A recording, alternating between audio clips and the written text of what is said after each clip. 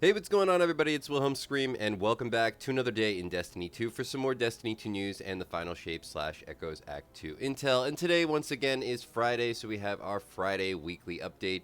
Xur has returned, as well as Trials of Osiris. So I'll give you a brief rundown on all the loot regarding those two things, as well as all the other farms, glitches, cheeses that you can use heading into the weekend if you haven't had a chance to play very much this week. A couple of really good things you're probably going to want to take part in if you get a chance. But first, today, Xur in his normal place. Now, let me know in the comments section down below if you kind of miss the Xur being in different locations. I think the upgrade was worth it, certainly, to get him in one spot, but I would love it if we just had this upgrade, and then maybe he was just in different places around the tower. That would be also awesome. We don't really need to go back to Nessus or any of the other places, but I think just the random Xur location was a lot of fun. This weekend we have the Cold Heart Catalyst. I haven't used the Cold Heart in quite some time, though I could imagine it being really good. Well, I always thought this was sort of the misnamed weapon, as it's actually for Arc, and you would think something called the Cold Heart would be for Stasis, but this came out long before Stasis was probably even a thing in Bungie's mind. So, sort of a misnamed exotic, but, you know, trace rifles, they can be good. I think this one probably does play pretty well with Arc builds or Arc-focused prismatic builds, so check it out if you don't have it. We have the Colony Catalyst, which I think is worth the pickup. This is sort of one of the original exotics, but it's great in different activities like Gambit. It's really trolly and good in that way. Good trolly, not a bad trolly. But I haven't used it in quite a while. There is some unique interactions with this particular exotic, and that sometimes if you just muzzle stuff an enemy, you can actually break through unbreakable shields. So in like the Vault of Glass during the Gatekeeper encounter, the Praetorians, which you normally needed the shield in order to kill, you could actually just kill by using the colony and just getting really close.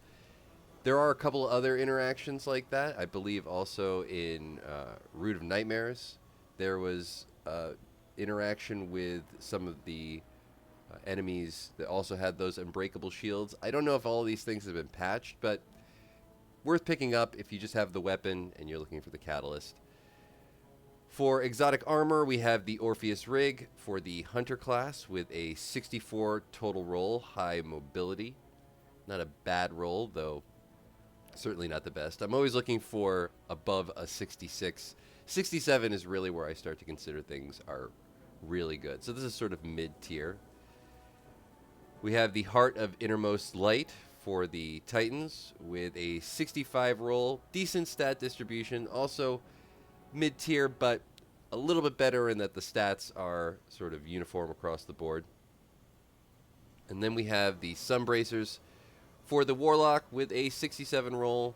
Now, other than the mobility being completely lost, I would have loved to have seen that in Discipline. This is actually a decent roll on this exotic, so if you're looking for a good pair of Sunbracers, consider picking these up. 67 stats. Very high. Remember, you can create Artifice armor out of any piece of exotic armor now. You can get that extra slot, so even though these stats might not be in the best distribution, when you build into them, they can look quite a bit better. So sometimes you're just looking for the total number of stats. So anything, I think, 67 or above is worth getting just because you can build into it. Unless it's like a terrible stat roll where, unlike, or like this, we have kind of a lot in strength. It's not the best, but if we were seeing like plus 20 in strength, then it's kind of throwaway. Gunsmith Engrams this week, still no Artifice armor. It's looking so much better in hindsight. Those who picked up that piece of Artifice armor, everybody wanted to, just talk some trash and say, oh, it's a terrible piece of Artifice armor. Again, once you build into these things, you're going to be looking at a 87 plus stat piece of armor, and you just never know when you're going to get one again. So it's unfortunate, those who missed out, because they are not coming back that often. But 3 Gunsmith Engrams, maybe not bad. You'll have to let me know. Let me know in the comments if you pick any of these up. If you got anything good from a Gunsmith Ingram. Over on the strange offerings page, excuse me, we still have the free strange coins. Remember, the buff for the Favor of the Nine was bugged or glitched. It was not rewarding the right number of strange coins. This is also supposed to be made account wide at some point. It is not currently, but because of that, Bungie did do us the favor of offering us some free strange coins. I believe this is the last weekend you can actually pick these up, so make sure you do it this weekend and don't wait. We have Ascendant Shards for 23 strange coins. We have 7 Enhancement Cores for 7 strange coins. We have 13 Enhancement Cores for 23 strange coins. These are garbage offerings in my opinion. But over on the Glimmer page, it definitely makes up for it, as we have 44,000 Glimmer for 7 strange coins, and then we have 70,000 Glimmer for 11 strange coins. So definitely pick up some Glimmer this week. Certainly the best offering, and why not get the buff? Remember to pick up the free strange coins. I also always recommend, if you're looking to just spend some strange coins in order to get the buff, I think one of the best ways to spend them is on the strange gifts, because you can get all types of stuff. You can get raid banners this way. You can, I think, even get a possible red border this way. But just good stuff all around. You will get some blue armor on occasion, which is kind of, unfortunate, but still good way to spend strange coins. It's only one, and you'll get a good variety of things, not just gear, but materials you can also use. Remember, you can also get red borders from the strange Ingrams, so ranking up is definitely worth it from Xur. Over on our strange gear offerings page, we have a Hawkmoon with rangefinder.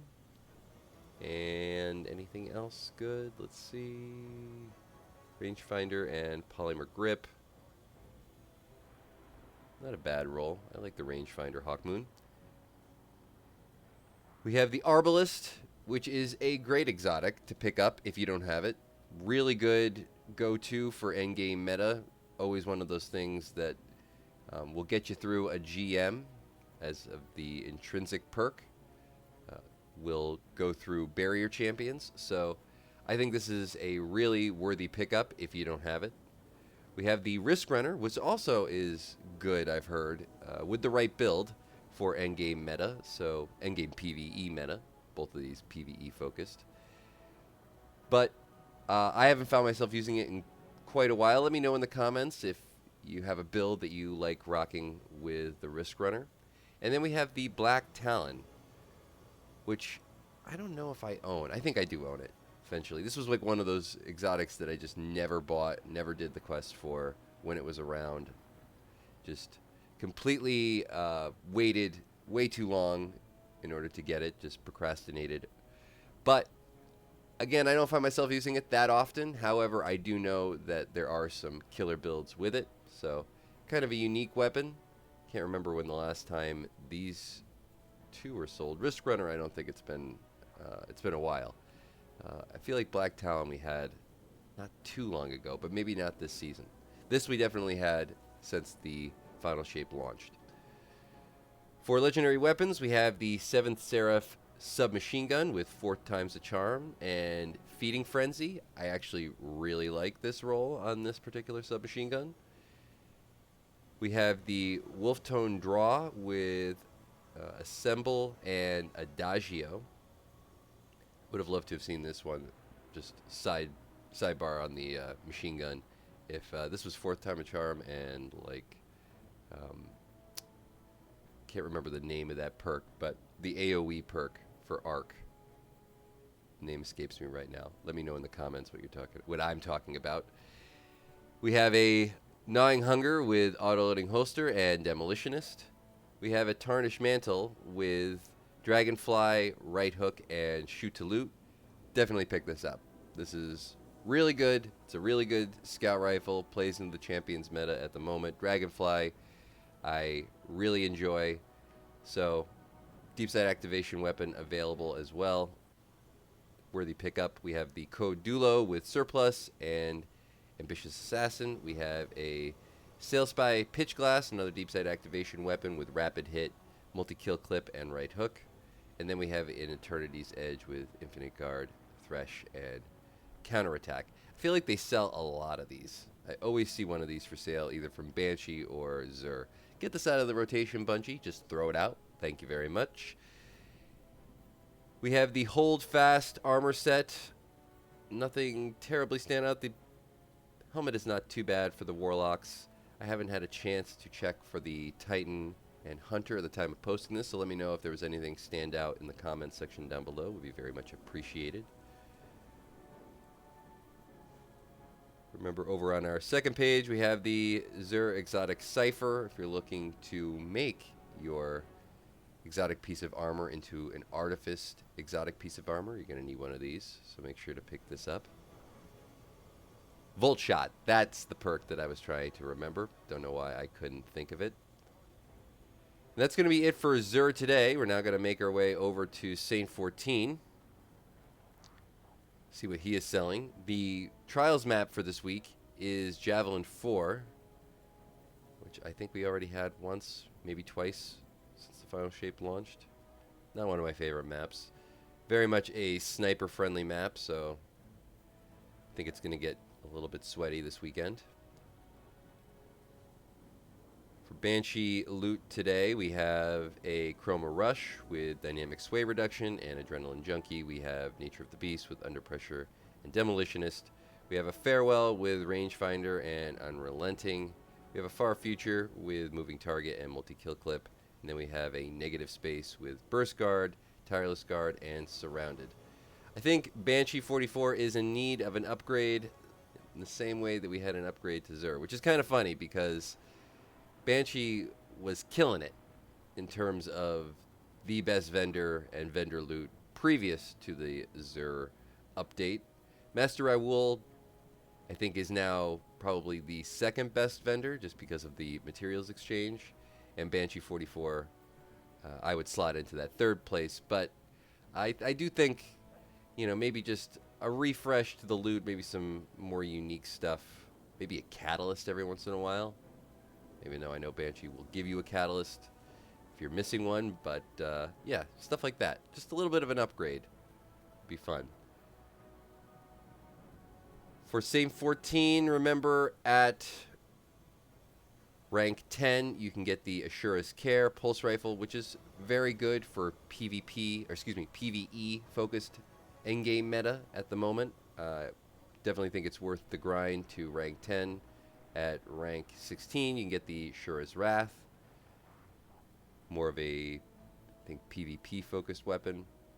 But the Shura's Care, if you're just looking to get to rank 10 without actually having to play any Trials of Osiris, remember we do our Trials viewer bounty streams usually on Sundays over on my buddy Sinister's channel. He might do one this afternoon. I'm not totally sure. I'll let you know. I'll pin the comment in the comment section if he is live. But if you want to check out either his stream or our buddy DJ Oros' stream, both of them do the viewer Twitch bounties at least once every weekend. They're also in the description box. If either one of them streaming, though, I'll have it as the pinned comment. For the Adept weapon this week, we have the Incisor Trace Rifle. Now, I actually really like this Trace Rifle for PvE. I don't think it's going to be the draw that gets a lot of people, at least the really PvP or Trials focused crazy people on this weekend, as this is not really that great of a PvP weapon, which I also think is one of the real unfortunate things about Trials of Osiris, as the people who play PvE the most often might never have the ability to get a hold of an Incisor Adept, as it's just so difficult to get, and it's really only for PvE, in my opinion. So, you know, this is the kind of weekend where it's like Trials is suffering because the people who want to play Trials and get a really good Trials Adept weapon are not going to play for this. the people who would want this are never going to play Trials. So these are the kind of things that I think Bungie needs to kind of work out, meaning there has to be a way to get these weapons that are not just through a PvP focused playlist on occasion. I know there's been a lot of drama in Bungie over the last couple of days. I'm going to say I don't really care about much of it. Let me know if you care. I'm not going to really comment on it other than none of it pertained to anything that I like about the game. And things happen. Bungie's a big company. They take care of their own issues.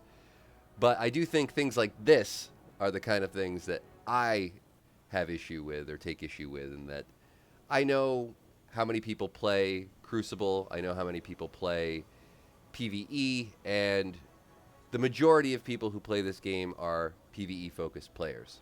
And I'm sure most of them are just trying to get to endgame activities like raids, or even like GM Nightfalls, which is really one of the harder things in the game. But dungeons, those are the things that people want to get into on regular basis, and they're just not able to, or they don't feel like they will really be well geared enough.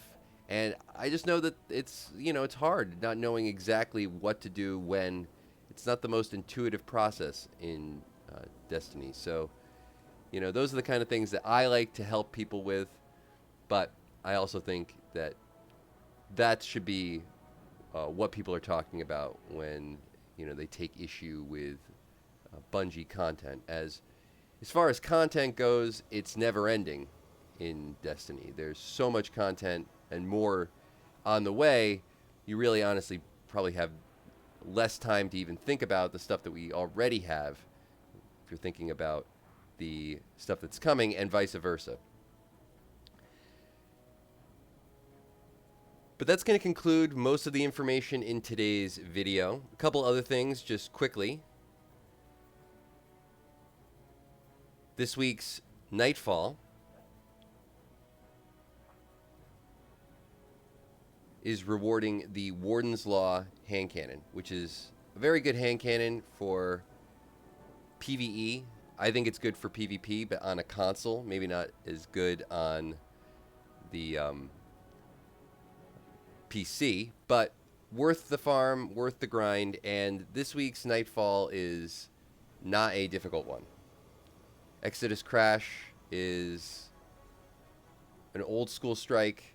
It's been revamped, and I did make a video about how you could use different glitches and cheeses in that particular strike earlier this week.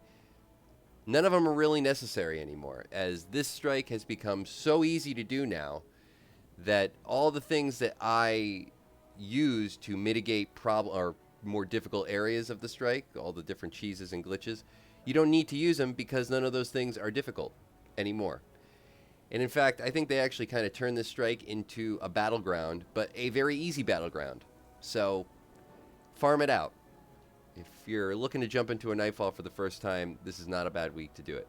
Remember, if you can complete the strike on the GM difficulty, you will earn yourself the Adept version of the Warden's Law.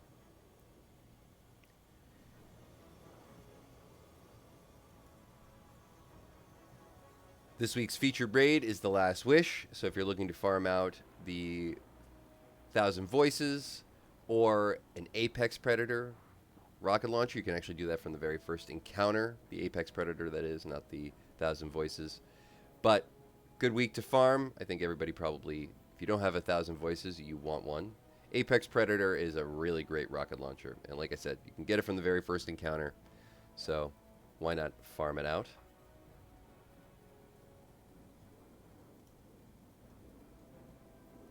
Featured dungeon this week is the Spire of the Watcher. I believe this does give Artifice armor, so maybe worth the farm there, though not my favorite dungeon. And today's Legendary Lost Sector is over on Neptune in the Thrall-Adrome. I'm not a fan of this particular Lost Sector, but maybe not the most difficult. It's just kind of long, and the end is, I think, kind of long, so maybe not worth farming out today. But That will conclude all the information in today's video. Hopefully you found something in this video helpful. Please remember to like, comment, and subscribe to the YouTube channel and turn on the bell to post notifications so you never miss out on any future Destiny 2, Final Shape, or Echoes content like this. You can also follow me on Instagram or Twitter. They'll be linked in the description box down below. Remember, any of those things also enter you into any future giveaways on this YouTube channel, and we do one every 1,000 subscribers, so you never want to miss out. When and if we reach 100,000 subscribers, we'll be giving away an Xbox or a PlayStation or a video card if you play on PC. If you've watched till this point in the video, you can also leave a hashtag #TheFinalShape or a hashtag Xur in the comments section down below for another entry into the next giveaway for this video. Remember that hashtag, I do it on all videos. If you haven't done this on a previous piece of content on this channel, you can always go back, check out another video, and of course do it again. And once more, I'm Wilhelm Scream. Hopefully everybody has a great weekend, and of course, we will see you next time.